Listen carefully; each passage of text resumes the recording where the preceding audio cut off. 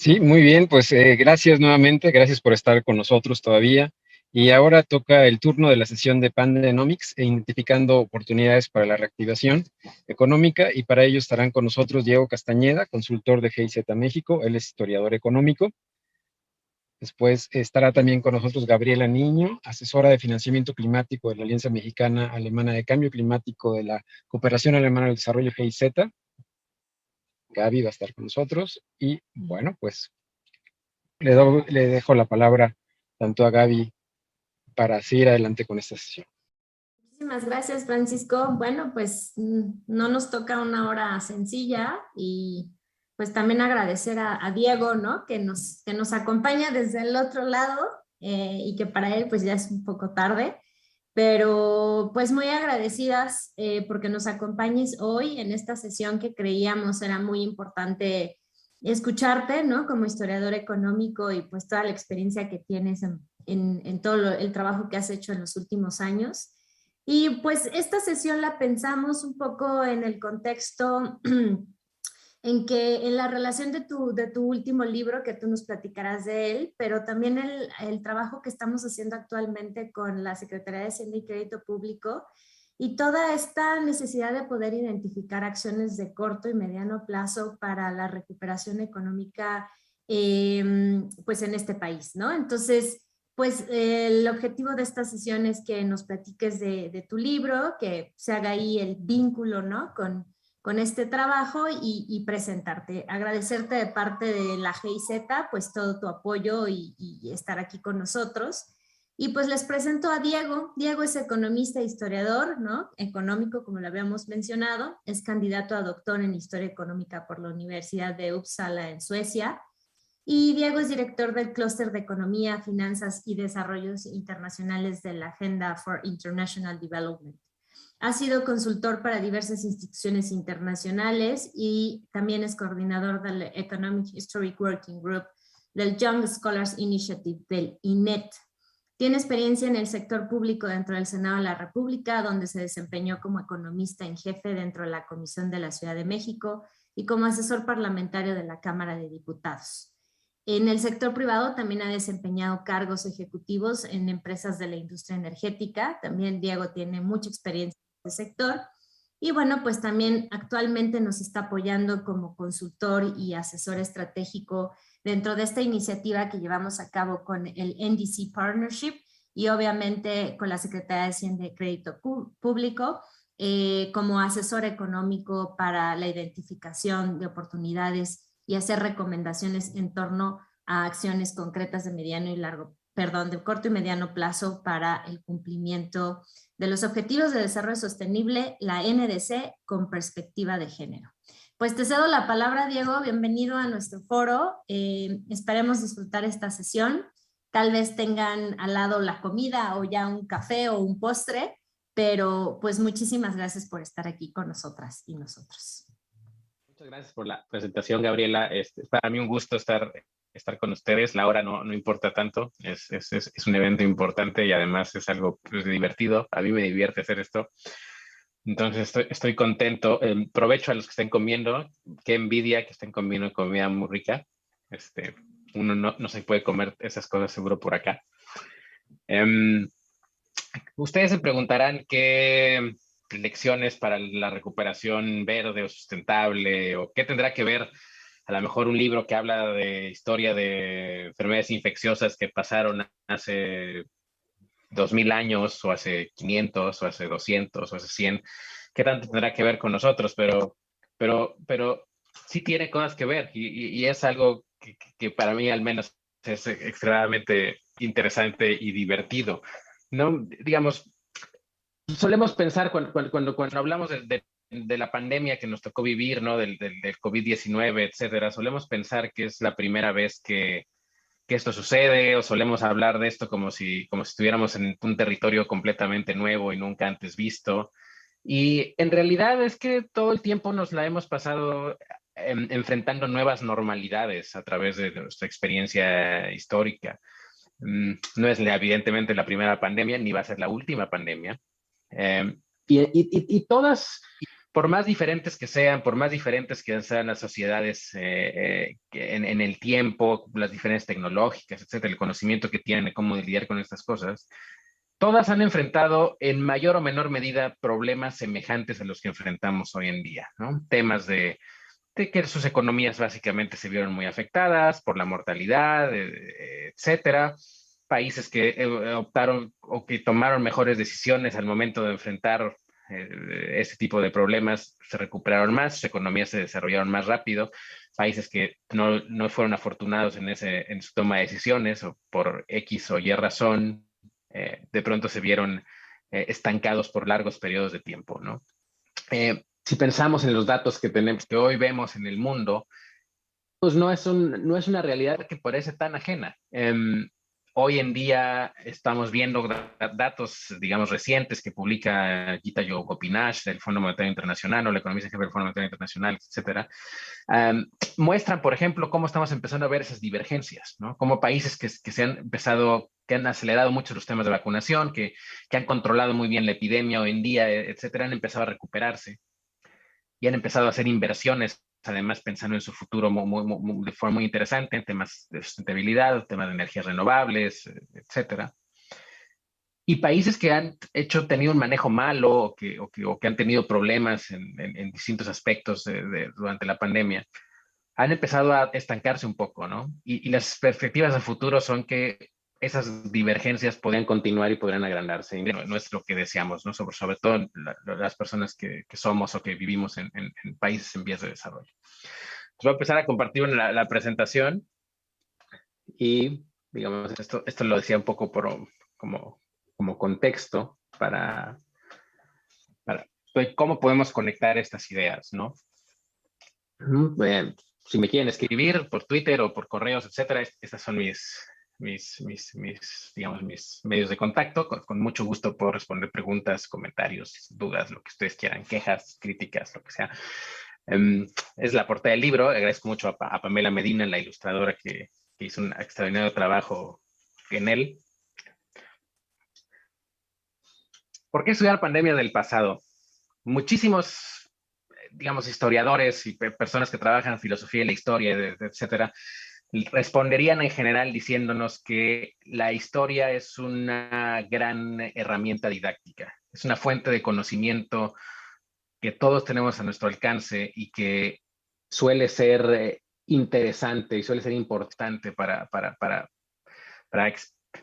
aprender las lecciones que a veces se nos olvida que ya habíamos aprendido en teoría, ¿no? Podemos encontrar N.000 razones, N.000 explicaciones de por qué es importante ver esto con una perspectiva histórica, con una perspectiva de largo plazo. Yo soy economista, los que sean economistas aquí, digamos, cuando hablamos de largo plazo, en esencia estamos hablando de historia. Los economistas trabajamos todo el tiempo con la historia, no trabajamos, rara vez trabajamos con datos en tiempo real, incluso con los tiempos, digamos, para que nuestro trabajo sea importante, para que sea significativo estadísticamente, etcétera, requerimos enormes series de tiempo, requerimos hacer trabajo estadístico muy sofisticado que usualmente recurre a datos históricos. Entonces no es algo tan ajeno, ¿no? Una profesora mía en la Universidad de Lund, aquí en Suecia, ella tenía esta frase que a mí me parece que es en buena medida lo que a mí me llevó a la historia económica, pero en buena medida lo que está detrás del libro de Pandenomics. La historia es la roca contra la que las teorías económicas chocan y se destruyen o sobreviven. Básicamente podemos tener ideas muy bonitas sobre qué puede pasar en la economía, podemos tener ideas, podemos tener teorías, podemos tener hipótesis. La experiencia histórica nos da un laboratorio gigantesco para probar esas hipótesis. Y muchas veces, por más bonita, elegante o inteligente que sea la hipótesis o la persona que formula una hipótesis, si no, digamos, si no puede explicar razonablemente bien algún evento, cosas que hemos visto en el pasado, pues no, digamos, no tiene cabida realmente no debería tener cabida realmente en nuestras discusiones económicas. Para eso nos sirve, digamos, la perspectiva histórica desde el punto de vista de la economía y en general de las ciencias sociales y de la política pública. Ahora, ¿Cómo poner en perspectiva histórica nuestra crisis actual? Esta es una gráfica que a mí me gusta mucho porque me parece que cuenta muy bien el tamaño de la crisis que enfrentamos en 2020.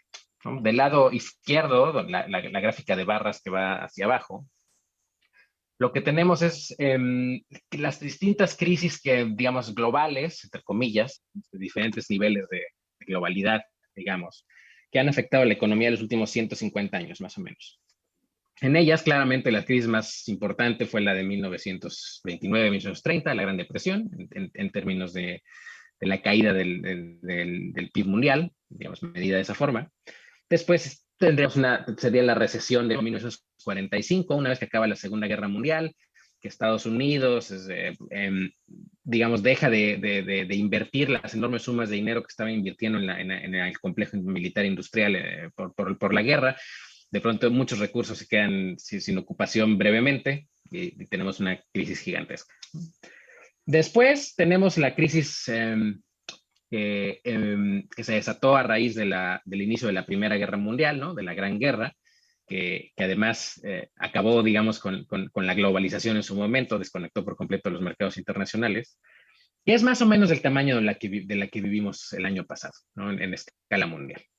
¿Qué nos dice esto? Bueno, probablemente es la tercera o cuarta crisis más importante que hemos vivido en los últimos 150 años en materia estrictamente económica.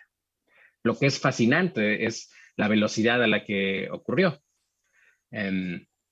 Digamos, mientras que la Gran Depresión es un fenómeno que duró 4 o 5 años, en algunos países un poco más, en algunos países un poco menos, lo que pasó en el COVID-19 pasó en apenas una cuestión de 5 o 6 meses.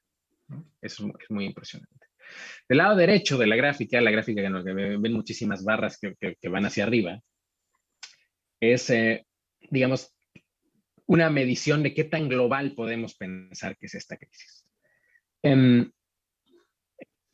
Si vemos la crisis actual, afectó más o menos al 92% de todos los países en el mundo al mismo tiempo. En ese sentido, es la crisis más global que hemos enfrentado, al menos desde que tenemos datos, al menos los últimos 150 años, quizás poco más. Tendríamos que irnos a la Gran Depresión para encontrar algo más o menos parecido y aún así encontraríamos algo que apenas está llegando al 80% de los países en ese momento, ¿no? Claro, podrán decirme en ese momento había menos países que ahora, etcétera, hay diferencias, pero aún así, digamos, nos muestra la enorme magnitud y por lo tanto la relevancia histórica de la crisis. Esta es una serie de proyecciones que hizo Eduardo Ortiz y sus coautores en King College London para cómo se va a comportar o cómo se espera que se comporte la pobreza en el mundo por distintas regiones a raíz de la pandemia. Lo que vemos, por ejemplo, es que muchas regiones, pensemos en la región del Medio Oriente, en alguna medida en Latinoamérica, partes del sureste asiático, la África subsahariana, digamos, una parte de Asia Pacífico, van a haber incrementos importantes en términos de pobreza, ¿no? La estimación, digamos, que hacen Eduardo y sus coautores en esta investigación, más o menos estima que la pobreza en el mundo podría aumentar entre unos 300 y 500 millones de personas, ¿no? Estamos hablando de un retroceso impresionante en términos de los objetivos de reducción a la pobreza, ¿no? Los objetivos actuales, los 2030, pero digamos también si lo pensamos en los objetivos anteriores del milenio, estamos hablando de un retroceso impresionante. Básicamente, todo lo que ganamos en los últimos 10 o 15 años en términos de reducción de pobreza, que en gran medida se lo debíamos a China y a India, ¿no? El gran éxito que han tenido en los últimos años en esta reducción de personas en situación de pobreza, lo estamos revirtiendo. Y eso es tremendamente preocupante. En términos de desigualdad, podemos esperar también incrementos en distintos lugares, ¿no?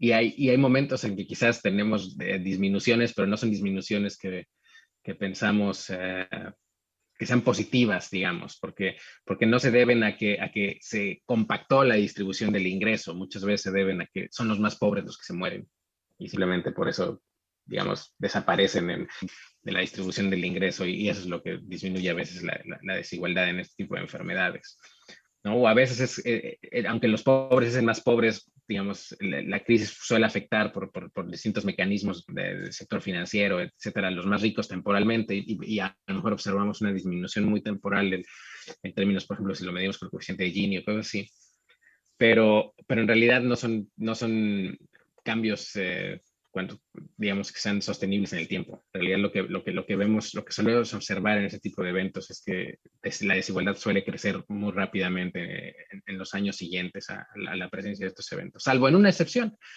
que fue la muerte negra en la Edad Media, donde realmente vimos una disminución de la desigualdad, digamos, sistemática por alrededor de 80 a 100 años. Y vamos ahora a platicar de eso. Primero, digamos, vamos a acabar la parte contemporánea de esta plática y luego vamos a adentrarnos como tal al libro. Digamos, esta es una relación que a mí me parece que habla muy bien de cómo pensar realmente la pandemia y sus efectos y que nos puede poner en el contexto correcto para pensar desde un punto de vista de las políticas públicas, ¿no? y de la recuperación sustentable, qué tendría que estar pasando, qué tendríamos que ir, ¿no? Lo que nos muestra esta gráfica es que los países que han tenido más mortalidad son los países que también han tenido que tuvieron mayor afectación en términos de su declive en actividad económica, digamos, ¿no? Y ahí claramente vemos que países que manejaron la pandemia muy bien, ¿no? Como fue el caso de Taiwán, como fue el caso de Finlandia, como fue el caso de Nueva Zelanda, como fue el caso de Finlandia, de algunos países africanos, incluso Nigeria, etcétera, que hicieron un trabajo sorprendentemente bueno. Sus economías declinaron menos, ¿no?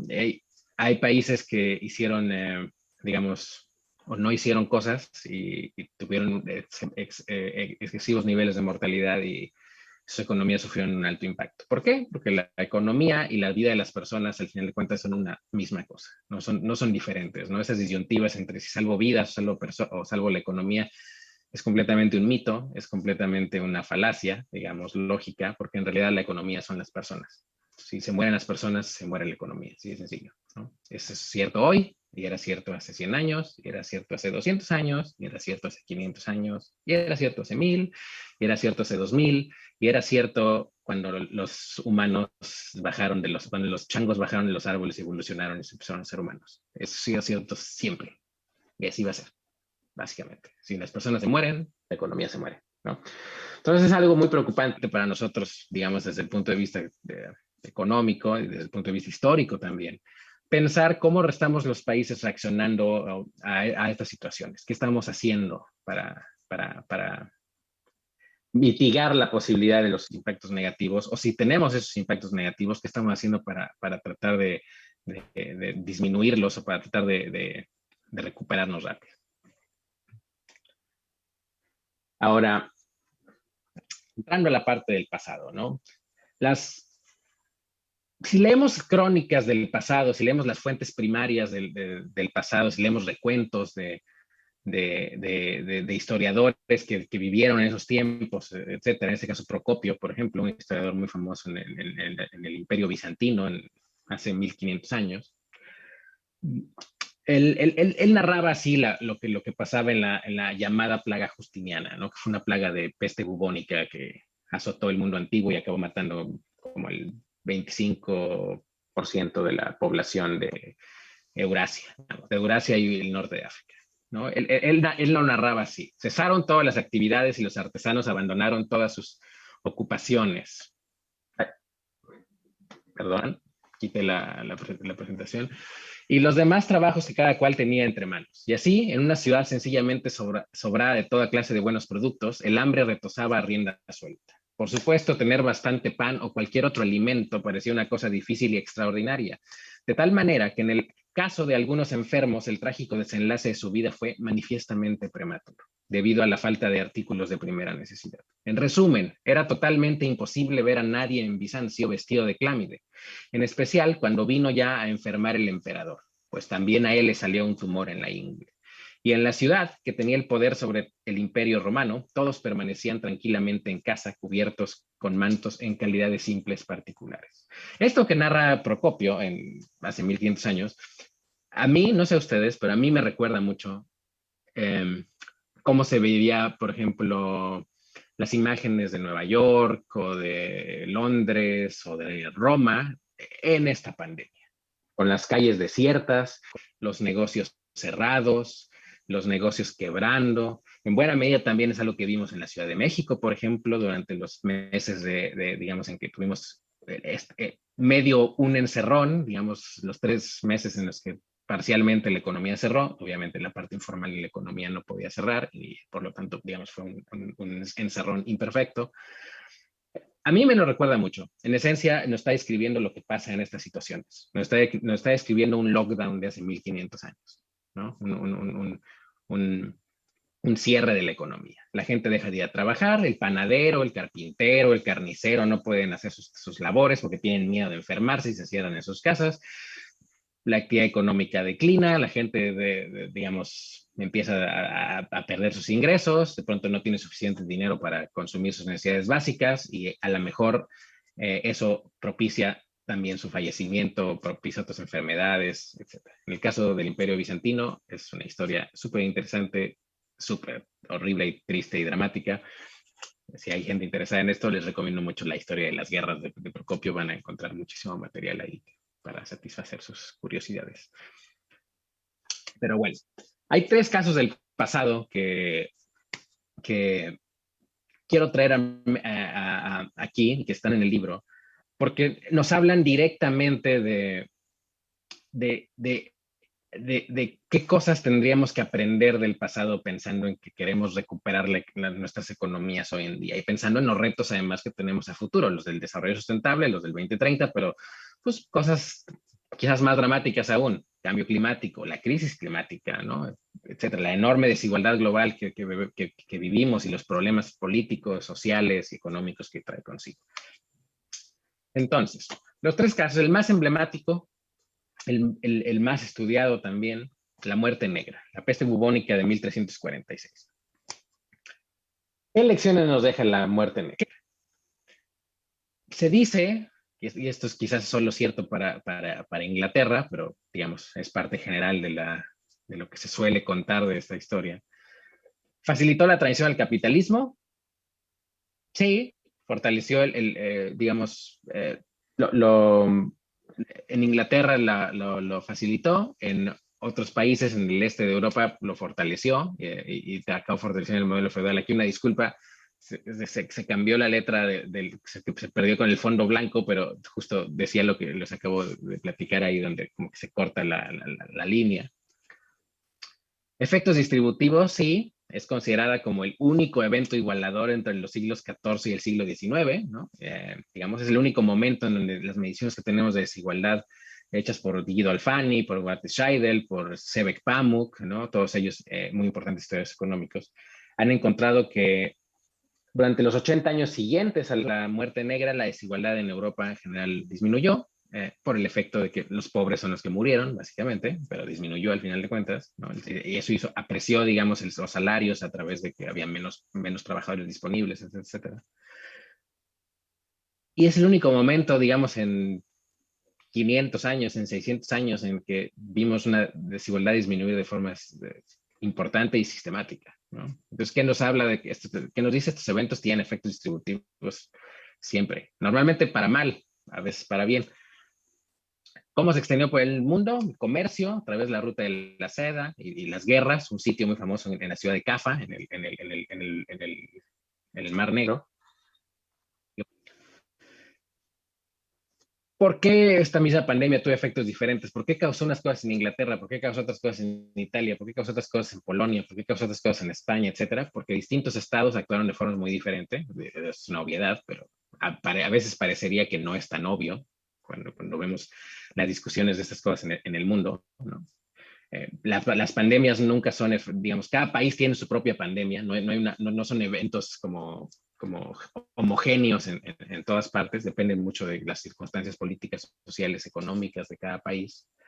En algunos países, por ejemplo, en el caso de la muerte negra, el hecho de cambiar la relación de poder entre trabajadores y señores feudales hizo posible la transición del feudalismo al capitalismo agrario. En otros países, el hecho de que la mortalidad fuera muy pequeña, más bien terminó fortaleciendo las relaciones feudales, y entonces, digamos, es lo que vemos, por ejemplo, en Polonia, lo que vemos en general en la zona de Pomerania, que sería lo que hoy es, digamos, parte de los estados bálticos, etcétera. Lo que vimos ahí más bien es una intensificación, en Rusia mismo, una intensificación del feudalismo.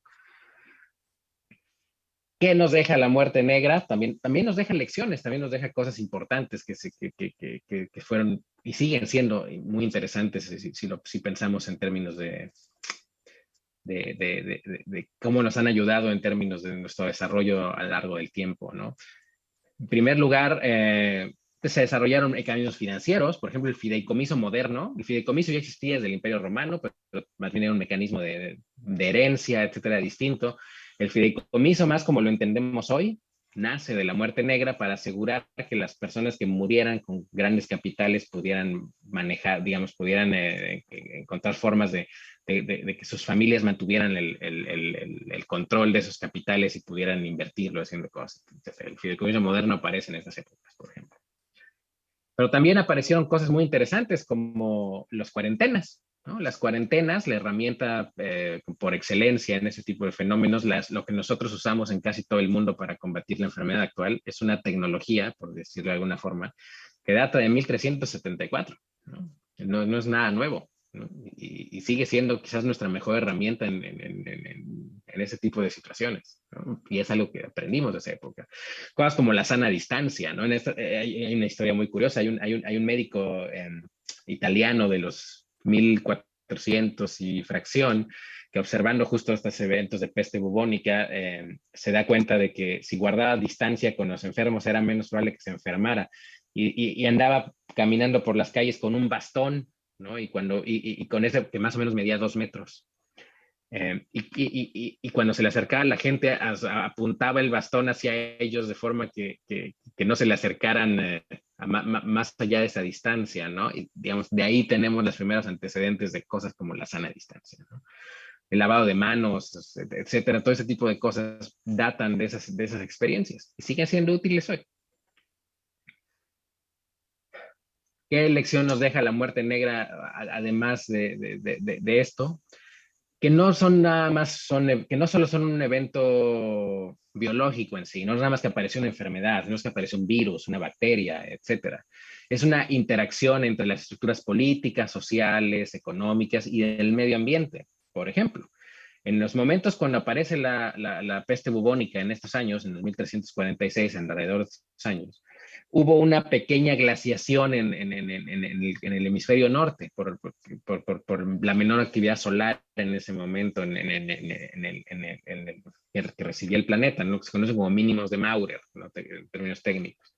Entonces eso hizo que tuvieran inviernos más crudos, etcétera, menos cosechas, etcétera. Eso ocasionó, por ejemplo, que muriera un animalito que vivía digamos, en la parte de lo que hoy sería Mongolia hoy, que se llaman gerbilinos, que es una especie de ratón, ¿no? Una especie de roedor.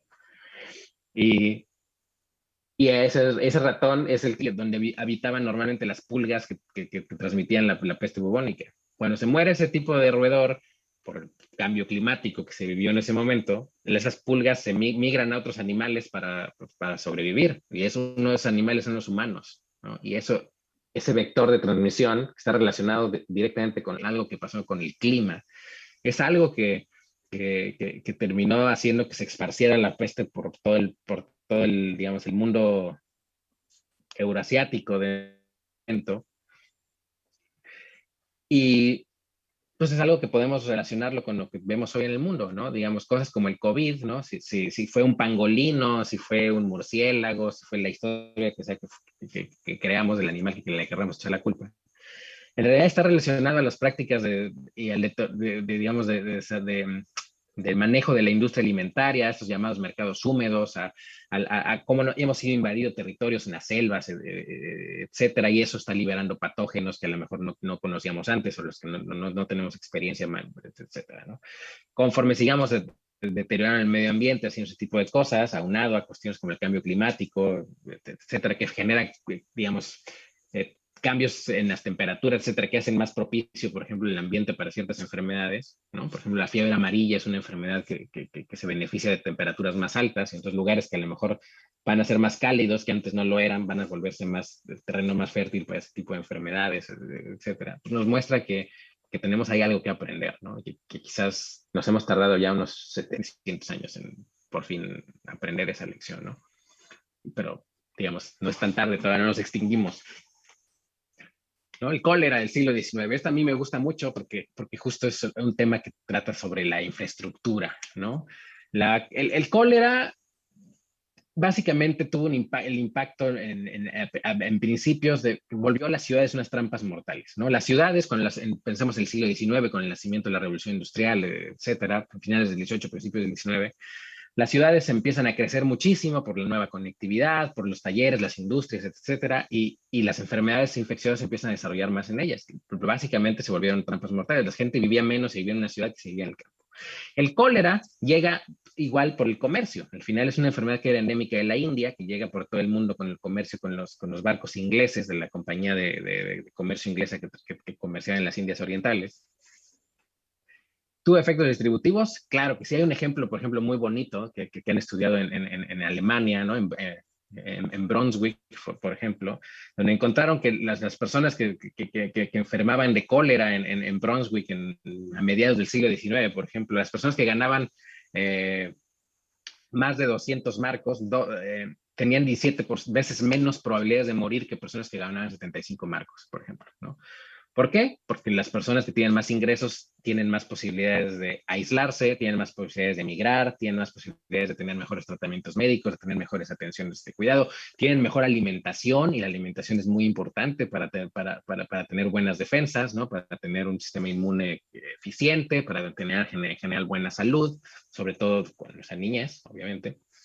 Entonces, digamos, están muy relacionados a efectos distributivos, porque todas esas cosas también son desigualdad. Las enfermedades infecciosas siempre tienen impactos que están mediados por el estatus socioeconómico de las personas, ¿no? Hay una hipótesis que se conoce como la teoría de las causas fundamentales, que justo, digamos, postula que siempre las enfermedades infecciosas tienen impactos mediados por el estatus socioeconómico de las personas, ¿no? Y ese es el trabajo de Link y Phelan durante los últimos 30 años, que ha sido muy importante pensando en términos, por ejemplo, de demografía histórica, ¿no? Para estudiar estos cambios, digamos, de la estructura de las poblaciones, etcétera.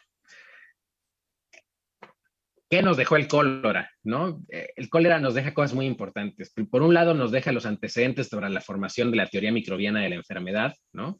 Que es muy importante porque cambia completamente cómo entendemos las enfermedades. Entendemos por fin que hay patógenos, que hay virus, que hay bacterias, entes microscópicos que nos pueden enfermar y que no son miasmas, que es lo que es la teoría de los miasmas que existía desde los griegos y hasta ese momento, que era esta idea de que sí, de que las enfermedades se transmitían por los olores, y que si había lugares que olían feo, pues ahí te podías enfermar y ya, ¿no? Esa era la idea básicamente de los griegos hasta el siglo XIX. Se empiezan a desarrollar estas ideas a través de las observaciones de un médico inglés, John Snow, ¿no? Como el de Game of Thrones, que observa que la gente que bebía agua en ciertos lugares se enfermaba más, ¿no? Y empiezan a estudiar el agua y ven que es agua que estaba muy contaminada por las fábricas, porque la gente no tenía higiene, porque iba a hacer sus necesidades biológicas, iba al baño básicamente al aire libre, etcétera, se contaminaba las fuentes de agua, se transmitían las enfermedades de forma horrible, ¿no?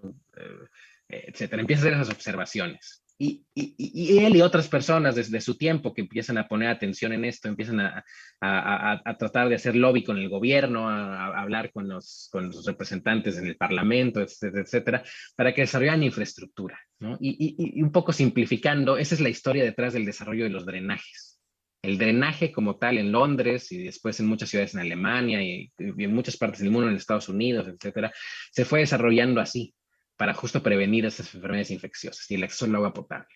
¿no? Y ahí lo que estamos viendo es un ejemplo claro de cómo inversiones pensadas digamos, en respuesta a circunstancias críticas que están viviendo la sociedad, pero también muy pensadas hacia el futuro, tienen rendimientos muy altos, ¿no? Y son muy efectivas para la sociedad. Pensemos que por ejemplo, hay un estudio de Robert Gordon para la economía de Estados Unidos que nos dice que básicamente las ganancias de productividad de la segunda mitad del siglo XIX hasta 1940, casi por completo las podemos explicar por el hecho de que se desarrolló drenajes y agua potable en Estados Unidos. Que eso básicamente hizo que la economía creciera por 80 o 90 años en términos de ganancias de productividad. ¿Por qué? Mejor salud nos hace que nos enfermemos menos. Si nos enfermemos menos, somos más productivos. Si somos más productivos, trabajamos más años, trabajamos mejor, tenemos mejores salarios, etcétera. ¿No? Es digamos, un vínculo causal muy obvio.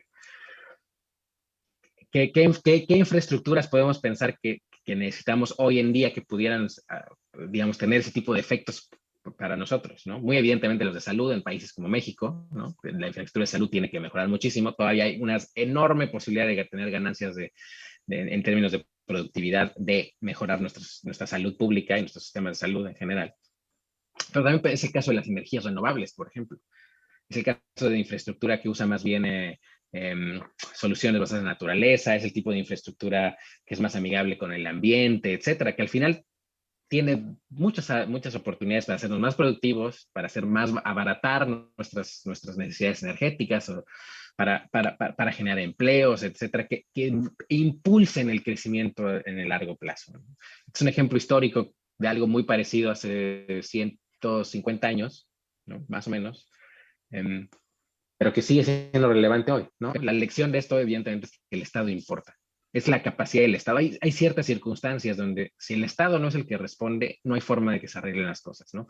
Para eso lo inventamos. La función básica del Estado es proteger la vida de sus habitantes y proteger su propiedad, ¿no? Esas son las funciones básicas del Estado. Para eso se creó.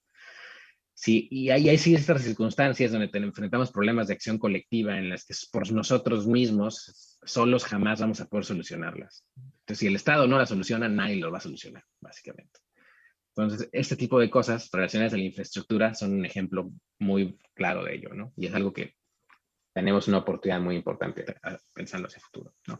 La siguiente, el último caso que les voy a dar de la historia antes de regresar al presente y concluir para que ustedes puedan hacer preguntas o comentarios, lo que quieran, es la influencia de 1918 y 1920, la mal llamada gripe española, ¿no?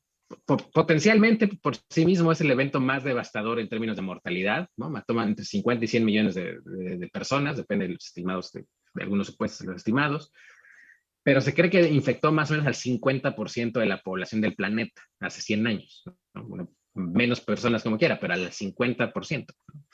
En un solo evento. Es la epidemia más global en ese sentido, en términos del porcentaje de la población que infectó. ¿Tuvo efectos distributivos? Sí. Las secuelas de los sobrevivientes impactaron fuertemente en los ingresos y la escolaridad futura de los niños nacidos durante el periodo. Hay estudios muy buenos, particularmente de países que tienen datos longitudinales y datos administrativos muy buenos a largo plazo, por ejemplo Suecia, que te muestran cómo las personas que nacieron en el año de la pandemia, o que su madre se enfermó de influenza cuando estaba en gestación la persona, a lo largo de su vida tuvieron salud, mucho menos salud, tuvieron en general, a raíz de tener menos salud, mucho más visitas al médico, etcétera, su expectativa de vida se redujo, tuvieron un menor desempeño educativo, tuvieron menos salarios a lo largo de su vida, etcétera, ¿no? Ese tipo de efectos los vemos. Y a mí en lo particular es un tema que a mí me preocupa mucho cuando pensamos en la pandemia actual, porque son efectos de largo plazo que son muy invisibles hasta que no pasa el tiempo. No son cosas que podemos medir hoy. Son cosas que no vamos a medir, por ejemplo, hasta que los niños lleguen al mercado laboral, ¿no? Entonces, que los niños se enfermen hoy de coronavirus o que desarrollen secuelas, ¿no? Como esta cosa del long COVID o ese tipo digamos, de secuelas de la enfermedad que son muy duraderas, ¿no? O el efecto que tiene a lo mejor en capital humano, que pierdan un año escolar, etcétera. No son cosas que vamos a realmente a ver sus costos hoy. Son cosas que hasta cierto punto nos van a parecer invisibles, no vamos a poder medirlas, no van a estar en nuestras estadísticas hoy. Son cosas que no van a aparecer en nuestras estadísticas hasta que esas personas sean adultas. ¿no? Y entonces nos vamos a dar cuenta realmente del tamaño de esos costos. Si fueron en términos de productividad, porque por peor salud, ¿no? En general por un deterioro importante de la salud, si es que tienen que ir al médico mucho más veces y entonces vamos a tener costos más altos en los costos, digamos, en la carga de atención médica que tiene el sistema de salud, ¿no? Porque tiene que atender a más personas más veces durante todo su ciclo de vida. Si es que van a tener una menor escolaridad y por lo tanto van a tener menores habilidades y por lo tanto en el mercado laboral les va a ir más mal, etcétera. Eso lo vamos a ver en 20 años. ¿No? Y entonces vamos a darnos cuenta de que tan bien hicimos las cosas o no. O lo que podemos hacer es asumir que esas cosas son un riesgo y hacer cosas para prevenirlas y simplemente que no pasen, ¿no? Y hacer las inversiones necesarias en temas de salud, etcétera, tomar las decisiones de política pública que sean pertinentes para que esos impactos sean los menores, o si es posible para que no existan ni siquiera, ¿no? También el reto ahí es que estamos un poco manejando a ciegas, porque esas cosas igual no las vamos a ver hasta que pase una generación. ¿Cómo se expandió esta enfermedad por el mundo? Igual, digamos, la Primera Guerra Mundial, el comercio. En México entró supuestamente por Veracruz o por la frontera norte, no se sabe bien si entró con los trenes, con los ferrocarriles, por las conexiones en Coahuila, en Sonora, en Baja California, etcétera, o si entró por Veracruz, ¿no? Con el comercio, que en ese momento el puerto era muy importante con los puertos americanos, ¿no? Con Nueva Orleans, etcétera.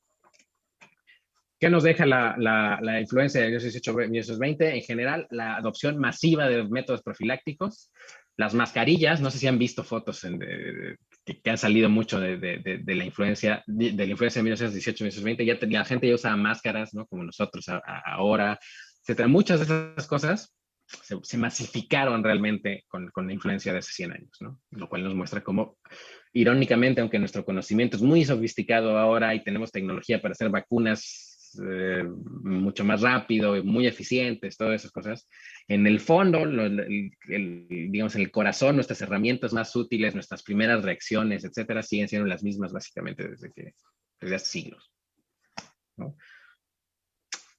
Lecciones de esa pandemia, por ejemplo, pues a veces levantar cuarentenas antes de tiempo es un grave error. En Filadelfia y en Pittsburgh, en Estados Unidos, se confiaron en esos momentos, ya no va a haber una siguiente ola, todo va a estar muy bien, etcétera, y de pronto quitan todas las restricciones que había, que eran muy parecidas a las de ahora, ¿no? Que no hubiera las iglesias cerradas, los estadios de béisbol cerrados, la actividad económica, etcétera, reabren todo y de pronto viene una ola y la mortalidad en las ciudades se dispara como en no otra ciudad en Estados Unidos, ¿no? México, Estados Unidos fueron algunos de los países más afectados en ese momento, ¿no? México tuvo alrededor de 300,000 muertos por la influenza en ese momento. En Estados Unidos como 600,000, más o menos, ¿no? Hoy en día, para que tuviéramos proporciones equivalentes, pues Estados Unidos necesitaría tener como 10 millones de muertes, México como 5, más o menos, para que tuvieran, o sea, en proporciones semejantes, pero, digamos, solo para poner en contexto. Así se veía, por ejemplo, estos son datos para la Ciudad de México sacados de las estadísticas del sistema de salud en ese momento, ¿no? Así se veían las olas de casos en la duración de esa pandemia hace 100 años, ¿no? No es tan diferente de cómo veríamos una gráfica de esto hoy, ¿no? Con los datos actuales. Lecciones generales de esto. Las pandemias siempre tienen efectos distributivos. Normalmente sí. Normalmente no es positivo. A veces pudiera hacerlo. El contexto político, económico y social importa siempre, ¿no? Cada país tiene su propia pandemia, no hay una pandemia universal realmente, depende de qué hacen los países. La rápida intervención del Estado es vital, ¿no? Francia, en el caso de 1720, no lo mencionamos aquí, pero en el libro está, lo pueden leer, ¿no? Construyeron un muro para evitar que la gente que está enferma se moviera. Las ruinas del muro lo pueden seguir viendo hoy, si van a Francia, a la zona de Marsella. En Reino Unido, en Alemania, la construcción de drenajes, etcétera, en el caso del cólera. El conflicto político siempre hace que estas respuestas sean peores. México en la Revolución Mexicana fue un muy mal momento para tener una pandemia. Tuvimos una pandemia, ¿no? Dificultó mucho las cosas en esos momentos. ¿Cómo imaginar el presente, el futuro de estas enfermedades? Hay una... digamos, hay un historiador muy famoso, Neil Ferguson, inglés, él que en un seminario recuerdo que decía que él pensaba que el COVID-19 iba a tener un poco el efecto que tuvo el el VIH en los años 80 y 90, que básicamente iba a tener un efecto en la vida social equivalente al impacto en la vida sexual que tuvo esto en los 80 y 90. Puede ser, no sabemos cómo va a reaccionar la gente durante el tiempo, qué tanto tiempo la gente va a tener miedo de andar, de acercarse a otras, etcétera, cuando las cosas se normalizan. A lo mejor no. En mi experiencia, lo que yo he visto aquí en Suecia es que la gente básicamente regresó muy rápido a la normalidad, como si nada, pero uno nunca sabe. Cambios, hay cambios muy importantes que vemos en industrias como el entretenimiento, hay hay muchísimos problemas de sostener las finanzas públicas en muchos países, ¿no? Que estamos viendo en términos de endeudamiento, en términos de debilidad fiscal. Ya eran países con mucha debilidad fiscal. La pandemia lo está dejando con muchísimo más debilidad fiscal, ¿no? Estamos viendo muchas desapariciones de pequeñas y medianas empresas en el mundo. Es uno de esos temas que casi todos los países se han preocupado mucho. Digamos, los impactos en general para mujeres son muy marcados. En el caso de México son impresionantes, ¿no? Son la población más afectada. Básicamente, como el 80% de las personas que siguen teniendo problemas de que perdieron su empleo por a raíz de la pandemia siguen siendo mujeres, ¿no? Por los sectores que afectó, las industrias de la hospitalidad, etcétera, hoteles, restaurantes, entretenimiento en general, etcétera. Hay posibilidades de inestabilidad política que están relacionadas a estas cosas, sí, definitivamente, es algo que se observa mucho, ¿no? Depende de quién se culpe por cómo se le van las cosas, ¿no? Países que son fiscalmente muy débiles, países en los que el gobierno se le suele ver como responsable de la catástrofe porque porque hizo malas cosas, lo que sea, etcétera, suelen ver como grandes sacudidas políticas. Puede ser algo que veamos a futuro, no sé, puede ser. Hay gente que lo dice, Peter Tochi, Goldstone, Ferguson, que piensan que podríamos ver algo de esto en los años siguientes, este año el que sigue. Y al final, quiero irme hasta el final para dejar tiempo para que me pregunten. Este es un resumen de una tablita que es producto de lo que nos comentaba Gabriela, que he estado trabajando con ellos en temas de asesoría para la recuperación verde y todo esto. Y es una estimación que hay sobre los efectos que tendría si México se decidiera invertir en ciertas áreas, como vimos en el caso del cólera, por ejemplo, en Estados Unidos, en Inglaterra o en Alemania, en términos de infraestructura, etcétera, para enfrentar problemas que tiene hoy, pero sabemos que va a tener mañana. ¿Qué pasaría entre 2020 y 2030? ¿no? Y hay casos muy importantes, ¿no? Por ejemplo, la expansión del transporte verde urbano, por ejemplo, ¿no? Electrotransporte urbano, ¿no? Podría tener alrededor de casi 10 mil millones de dólares en inversiones en esos 10 años, ¿no? Podría generar más de 330,000 empleos, podría reducir en más de 10 millones de toneladas de carbono las emisiones, ¿no? Pero sí podemos encontrar muchísimos efectos, ¿no? En invertir en descarbonizar la industria pesada, en reducir digamos, el uso de energía, aumentar la eficiencia energética de los hogares, de las oficinas, etcétera. Así podemos encontrar muchísimos ejemplos que los últimos, que si decidiéramos invertir o incentivar las inversiones en este tipo de industrias, podríamos ver beneficios económicos muy, muy, muy importantes en los próximos 10 años, ¿no? Que nos acercarían a los objetivos que tenemos de la Agenda 2030, que nos acercarían a los objetivos que tenemos, los compromisos con el Acuerdo de París, cosas así, pero que en general nos harían una sociedad más sana, ¿no? Nos ayudarían a crecer más, nos ayudarían a ser más competitivos, nos ayudarían a ser más productivos, pero también probablemente nos ayudarían a ser una sociedad más justa, ¿no? y más igualitaria en general. Y con eso quisiera terminar y dejar el chance de que me pregunten o digan, o se quejen si les pareció muy aburrido esto. Muchas gracias, Diego. No, bueno, creo que para mí ha sido muy interesante escuchar cómo nos llevas por la historia y haciendo recuento de las similitudes, pero también de las diferencias que ha representado para las sociedades cada una de las pandemias más importantes. Tienes varios comentarios y preguntas, ¿no? Unos están completamente de acuerdo en lo que mencionas, ¿no? De que los efectos son diferenciados en los países, empresas e individuos y que también pues es un nuevo orden mundial y que pues esto también genera, ¿no? Como diferentes y aspectos desde lo local y lo internacional.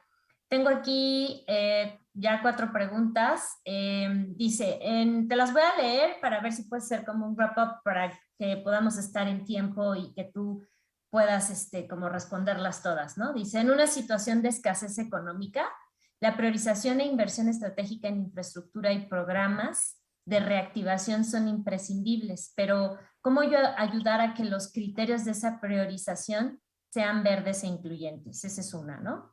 Y luego también viene otra que dice, ¿qué tan válido y útil es comparar el efecto de una pandemia con otra, ¿no? Considerando que hay estructuras sociales y económicas que pueden ser totalmente diferentes y que del análisis histórico que hace se pueden afirmar que hay ciertas estructuras que influyen más en unas variables que en otras, ¿no? Hablando del control pandémico. Y la última es si podríamos estimar con este ejercicio histórico el impacto a largo plazo de esta pandemia. Ya me salieron otras, pero mejor a ver si nos da chance de responder estas y me das chance también de hacerte estas 2 últimas. No, claro, todas las preguntas que quieran, yo no tengo inconveniente. El problema más bien es el tiempo de ustedes, Tenemos más que el otra mío. sesión, por eso. La primera pregunta, digamos, voy a empezar por la última porque es la más fácil, ¿no? ¿Qué tanto podemos pensar en los efectos de futuro? Yo creo que no, digamos, no es que podemos pronosticar cuáles van a ser los efectos. Lo que sabemos es que va a haber efectos. Y lo que sabemos es que muchos de ellos no los vamos a conocer hoy, ¿no? O sea, los historiadores o historiadores económicos que estén en 50 años en el futuro investigando estas cosas van a ser los que nos van a decir cuáles son los efectos, ¿no? Hoy ¿qué tan grandes van a ser en los mundos y en las sociedades, ¿no? Hoy, digamos, es algo demasiado cercano para poder saberlo, pero podemos intuir ciertas cosas, ¿no? Y hay ciertas cosas que nos pueden preocupar más que otras, ¿no? En el caso, a mí me preocupa mucho más, por ejemplo, los temas de estos costos que no vemos, ¿no? Y que por lo tanto, como no los vemos y no estamos discutiéndolos, no estamos planeando para ellos, no estamos planeando para mayores cargas de costos de salud a largo plazo, no estamos planeando para digamos, mejores efectos en general en temas de capital humano, no estamos haciendo eso, ¿no? Y es algo que deberíamos hacer, ¿no? Pero si no lo discutimos, nunca lo vamos a ni siquiera hacer, ¿no? No va a pasarnos por la mente. Las otras preguntas, ¿qué tanto se vale la pena comparar una pandemia con otra de la historia, si las circunstancias han cambiado, etcétera? Sí, en efecto, las circunstancias sociales han cambiado y eso es algo que sin duda hay que notar, ¿no? Digamos, el trabajo en general del historiador es ir de lo particular a lo general, ¿no? Entonces, digamos, la idea un poco no es compararlas como tal, ¿no? Es decir, mira, esto pasó hace 100 años y esto está pasando ahora, son equivalentes, ¿no?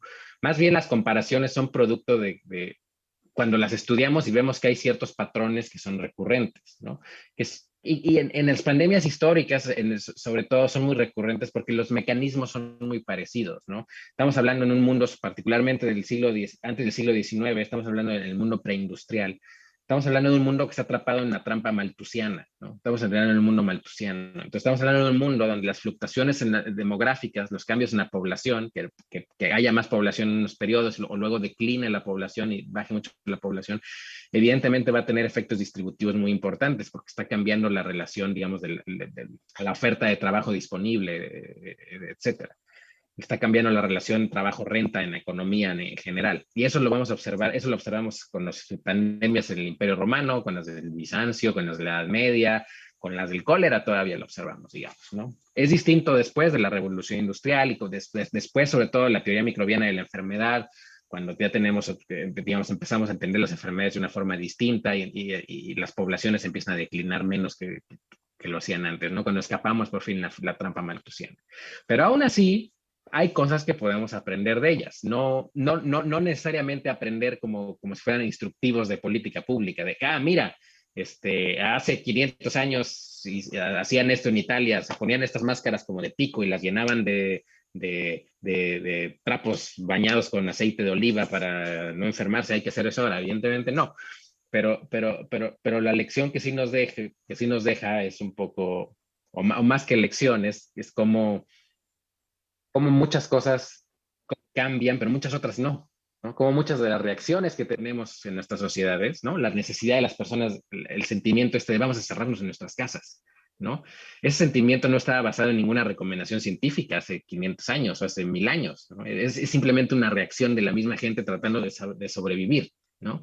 Y eso es algo que mismo que vemos hoy, ¿no? Es el instinto de supervivencia de las personas, ¿no? Y eso no cambia, somos humanos, ¿no? Y vamos a seguir siéndolo.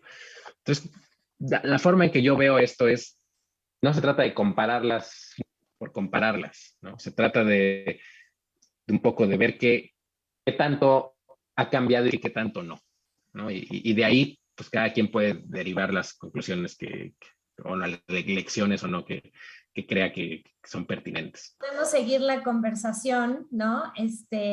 Pues vía tus redes sociales y también a través de nosotros. Hay mucho interés en que nos platiques varios impactos en términos de capitalismo y también pues ver y seguir y leer tu libro, ¿no? Y los invitamos y las invitamos a que lo lean. Y muchísimas gracias, Diego, por acompañarnos y pues los invitamos a leer Pandenomics.